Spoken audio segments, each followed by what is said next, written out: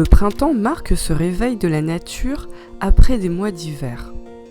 Les arbres bourgeonnent, les fleurs éclosent et les paysages deviennent plus colorés et bien plus vivants.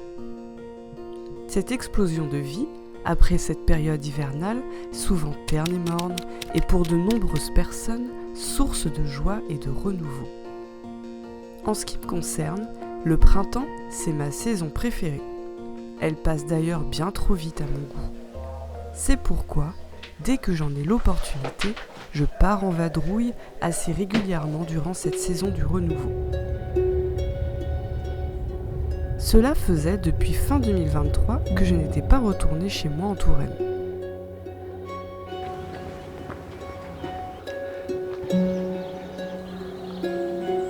L'occasion pour faire un premier plein de verdure.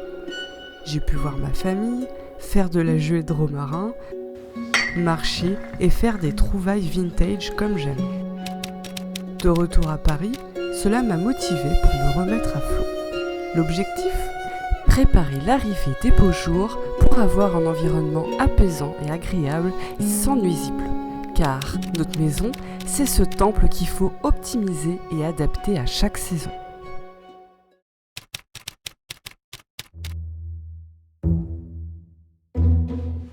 Quel plaisir de retrouver les premiers fruits et légumes de printemps. Baies, radis, asperges et fraises.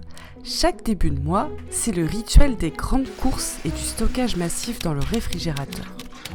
Avec l'arrivée du printemps, ce dernier prend une place encore plus prépondérante dans notre organisation. On y stocke bien plus de fruits et légumes qu'en hiver. Et il sert surtout d'abri, loin de la chaleur qui accélère la détérioration des produits et surtout des moucherons qui règnent en maître lorsqu'un fruit commence à dépérir. Nous avons donc revu intégralement son organisation. Chaque fruit ou légume passe au peigne fin avant d'entrer dans notre coffre-fort à provisions. Pour le stockage, tous les gros fruits et légumes iront dans les 2 bacs les plus froids, enroulés pour la plupart dans des torchons ou des serviettes pour éviter le surplus d'humidité. Pour les petites baies et petits légumes, nous avons investi dans des contenants en verre, ce qui rend l'accès bien plus simple car on voit tout de suite ce qu'il y a à l'intérieur.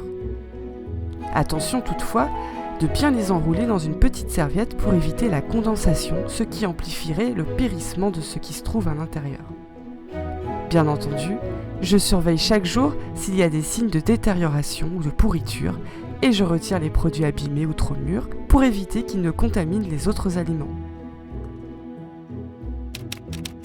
Dès que les températures dépassent les 20 degrés, les moucherons font très vite leur apparition. On peut les voir très nombreux au plafond dans la cuisine. Attirés par les aliments, les fruits, les épluchures et l'intérieur de l'évier, c'est la bataille entre eux et moi, et ce, durant des mois d'affilée.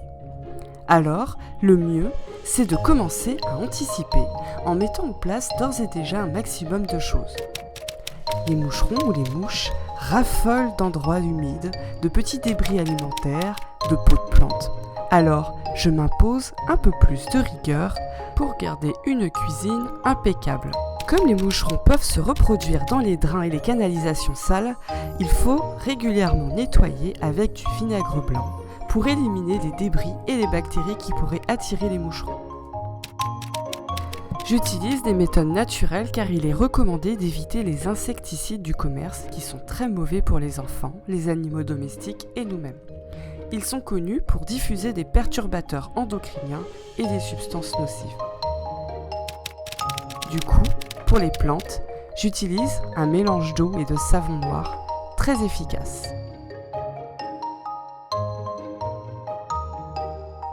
Au bout d'une semaine, tous les moucherons ont disparu car le savon noir étouffe les œufs et les insectes. Je fabrique aussi un vaporisateur à base de lavande. C'est également possible avec de la citronnelle. Il est efficace comme répulsif.